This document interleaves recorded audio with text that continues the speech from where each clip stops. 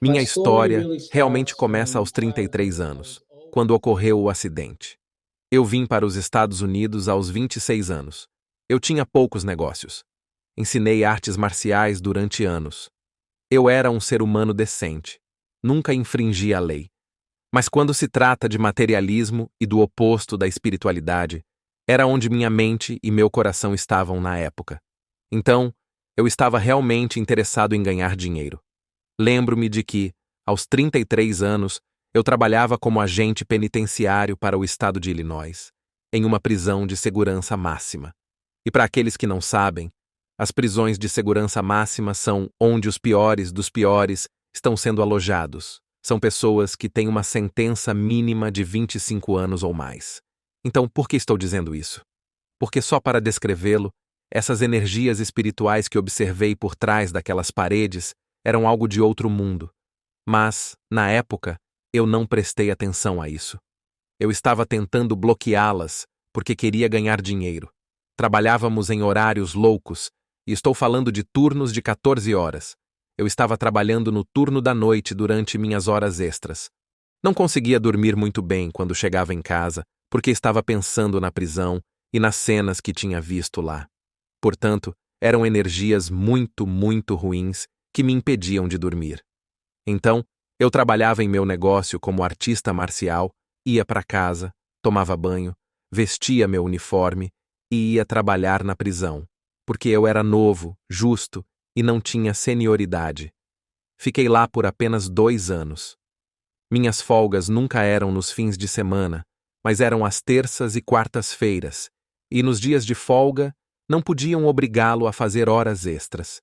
Lembro-me de que era uma terça-feira de manhã e eu pensei: vou para casa, vou relaxar, vou ver meus filhos e vai dar tudo certo. Ninguém vai me dar ordens. E eu estava muito animado. Chegou a manhã de terça-feira e lembro que o dia estava ensolarado. Era um dia agradável e eu não me sentia cansado. Na maioria dos dias, eu me sentiria muito, muito cansado. Mas não me senti cansado durante esse dia. Por alguma razão, senti uma descarga de adrenalina porque senti que iria fazer algo divertido hoje à noite. Não sei o que, mas vai ser divertido. Entrei na minha van e fui para uma rota chamada Route 3, que fica a cerca de 1 hora em linha reta, com campos de milho secos em ambos os lados. Nada. E é só dirigir de volta. Lembro-me de que eram 7 horas da manhã e eu estava dirigindo a cerca de 115 quilômetros por hora, porque esse era o limite de velocidade. E eu não estava em excesso de velocidade, porque eu era, sabe, um agente penitenciário. Eu estava de uniforme. É preciso obedecer à lei sempre. Mas especialmente quando se está de uniforme. Não sei o que aconteceu, mas em uma fração de segundo, não sei se cochilei, se adormeci, não sei o que aconteceu, mas foi uma fração de segundo e, de repente, senti que meu volante travou. Eu senti. Meus freios travaram. Estava preso. Nada funcionava, como se não houvesse nenhum fluido hidráulico neles. Então, aqui estou eu na minha van. Então, ela começou a se aquaplanar e a girar, e eu não entrei em pânico.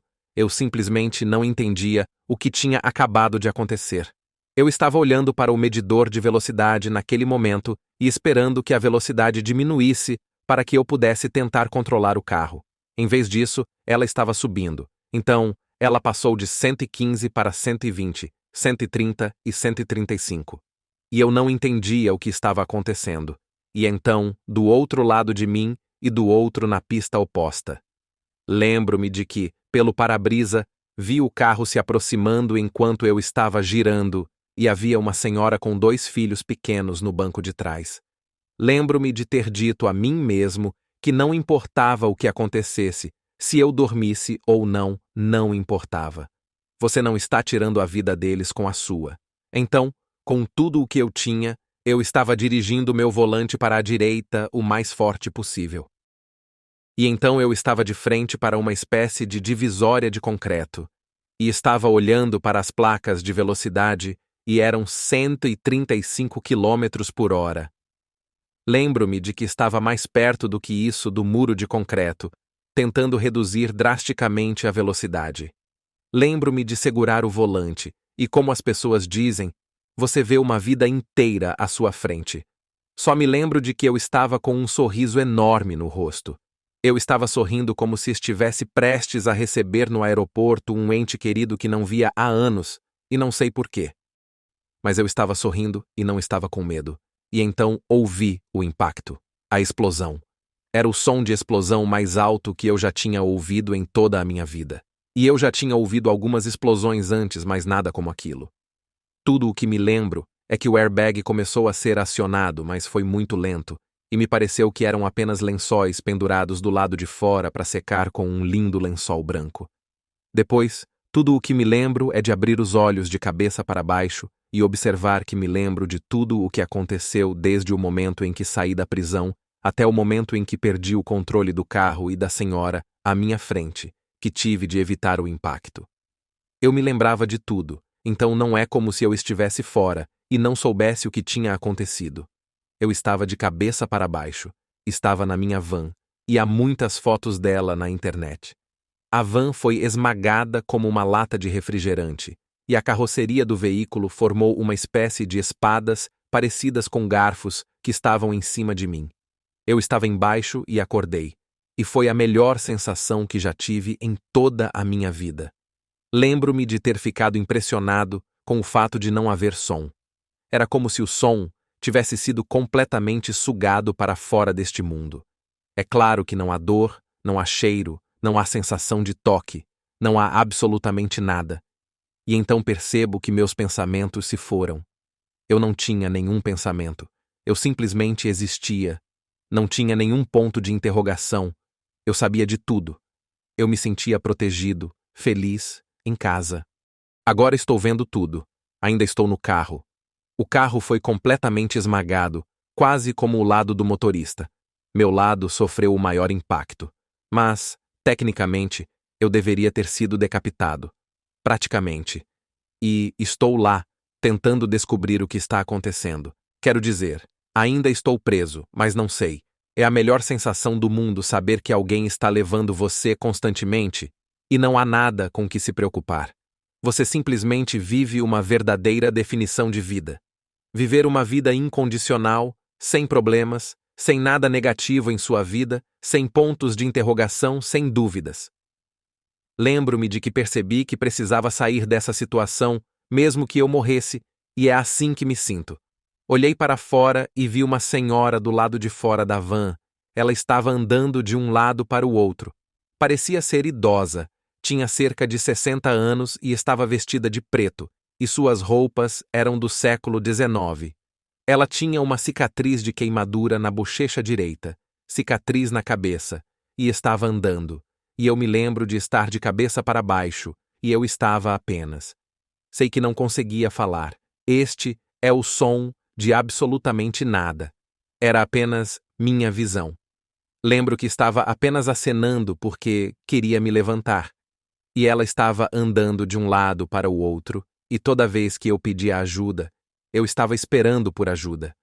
Ela apenas acenava com a cabeça. Não, ela não falou para sentar. Apenas acenou com a cabeça. Naquela época, o meu antigo eu provavelmente teria ficado chateado e frustrado, e não entenderia por que eu não estava recebendo nenhuma ajuda. Lembro-me de que, naquela época, eu não estava julgando. Eu estava pensando, sabe, talvez ela esteja preocupada em fazer mais mal do que bem. Talvez ela esteja preocupada com a possibilidade de o carro pegar fogo e acontecer alguma coisa. Talvez ela esteja apenas com medo. Então, eu não fiz isso. Não julguei. E disse a mim mesmo que ainda queria aproveitar essa experiência, esse estado de sonho. Então, decidi fechar os olhos, me levantar e tentar sair e explorar novamente. No momento em que fechei os olhos, eles se abriram e tudo voltou à vida. Tudo. Os sons, os cheiros, muita gasolina e o cheiro do carro. E o carro ainda estava ligado. Tive que desligá-lo e senti a pressão no joelho porque tudo estava, sabe? Eu estava completamente esmagado e comecei a entrar em pânico. Comecei a não entender o que estava acontecendo. E então vi, acho, centenas de pessoas do lado de fora do carro até a estrada. Eram 3 caminhões de bombeiros, 2 ambulâncias. Foi uma loucura no final. Entendeu? Por quê? Porque eu me sentia ótimo. Eu só queria sair dali. Lembro-me de que o paramédico correu para a minha van e deu um carrinho de futebol na janela e gritou comigo a plenos pulmões, dizendo: "Não se mexa." E eu me lembro de ter dito: "Mas eu estou bem, prometo, está bem." E então ele disse: "Bem, você está em péssimo estado. Você acha que está bem, mas isso é ruim. Parece ruim. Não sabemos o que está acontecendo e simplesmente não se mexa." E então ele me deu um soro pela janela, e eu me lembro de ter dito a ele: "Por que você está me dando um pouco pela janela? Apenas me tire daqui para que você saiba que estou bem."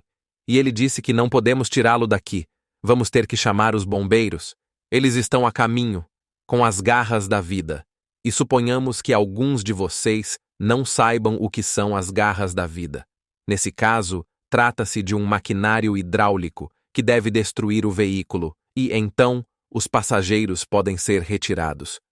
Eu só estava tentando dizer que estou bem. Ninguém estava me ouvindo. Então, decidi fechar os olhos, pensar sobre a experiência e tentar me conectar. Como se eu estivesse quase meditando sem saber o que era meditar. E foi maravilhoso porque aqui estou eu, fechando os olhos, meio que meditando. Ouço os bombeiros usando seus martelos e serras, e eles estão cortando o carro. Todos estavam gritando, e eu estava muito relaxado. Todos estão em um caos ao meu redor, e eu estou em paz.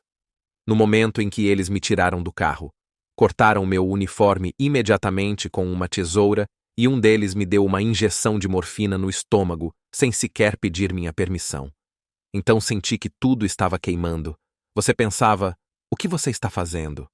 E eu continuava tentando dizer a eles que estava bem e que não conseguia nem ficar de pé. Eu estava bem, mas ninguém me ouvia. E eles me colocaram na maca e me amarraram. Eles disseram: "Você provavelmente tem muitas fraturas, hemorragias, danos cerebrais e tudo mais, por causa da aparência do carro. Porque o fato de eu ter batido no muro de concreto a 130 km/h mataria 95% das pessoas." E eu me lembro de ter entrado correndo.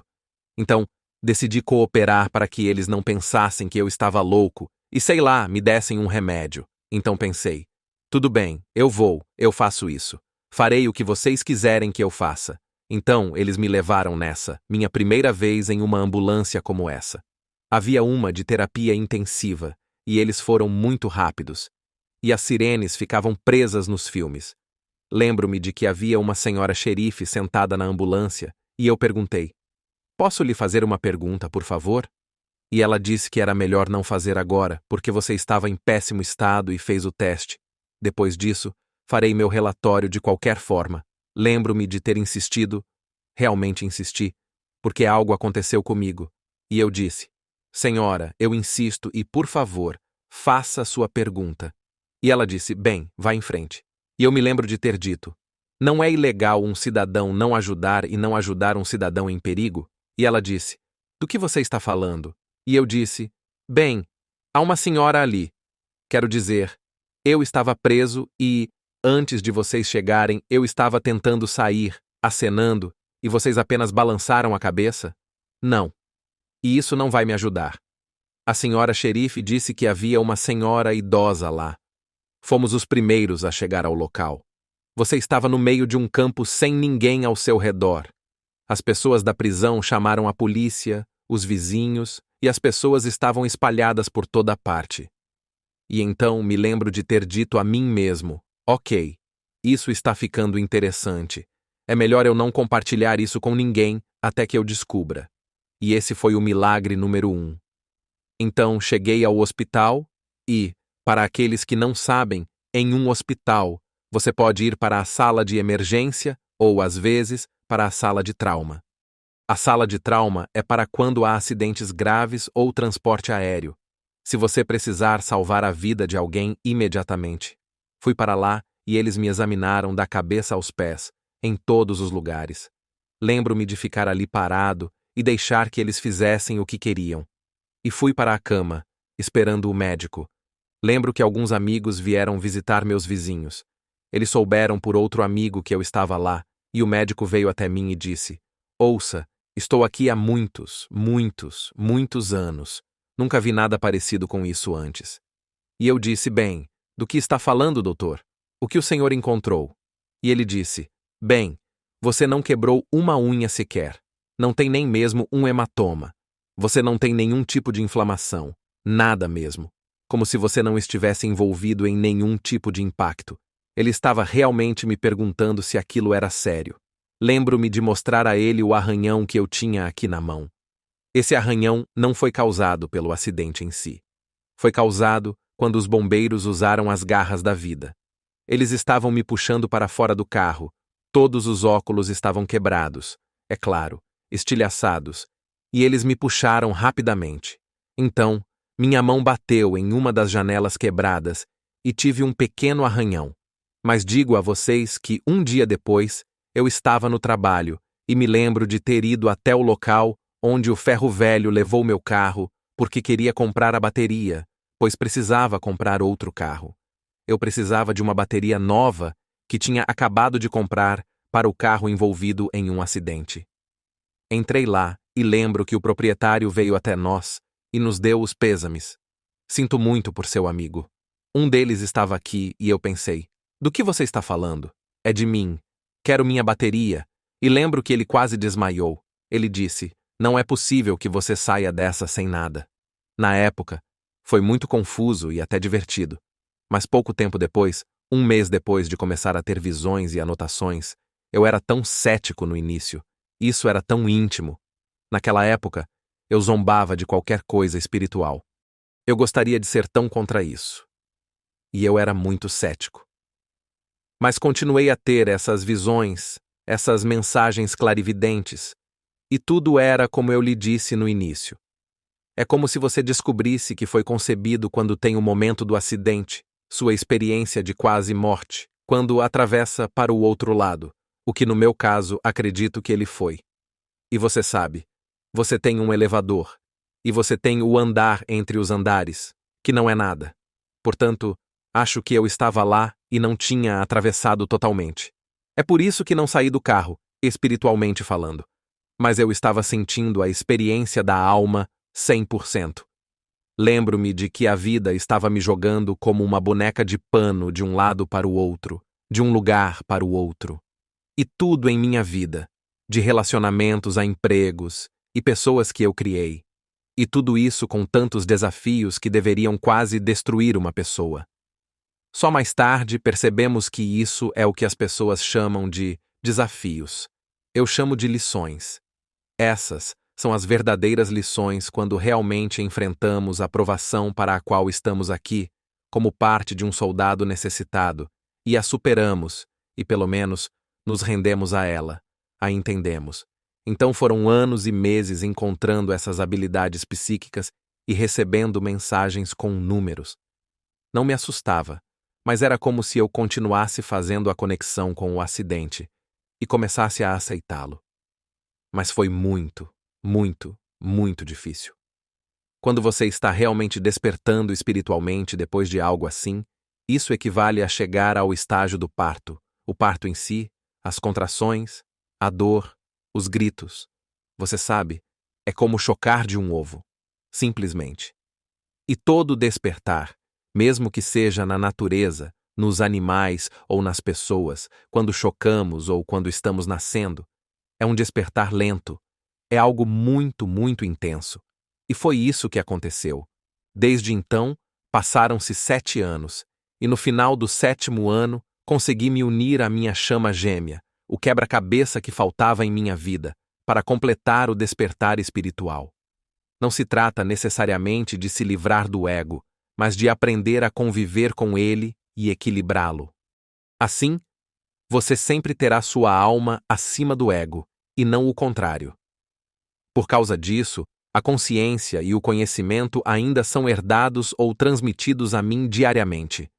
E pelo fato de eu ajudar as pessoas todos os dias, aprendo a viver a vida pelo espírito e a vida de uma alma. E como uma alma? E muitas pessoas me perguntam: você precisa ter uma EQM para acordar? Absolutamente não. Você pode acordar em um piscar de olhos, se alguém sorrir para você, se você tiver um filho, se apaixonar, se conectar, entrar em contato com sua alma. Então, sim. E essa é a minha história. E desde então, nos últimos 2 anos, tenho ajudado diariamente pessoas de todo o mundo.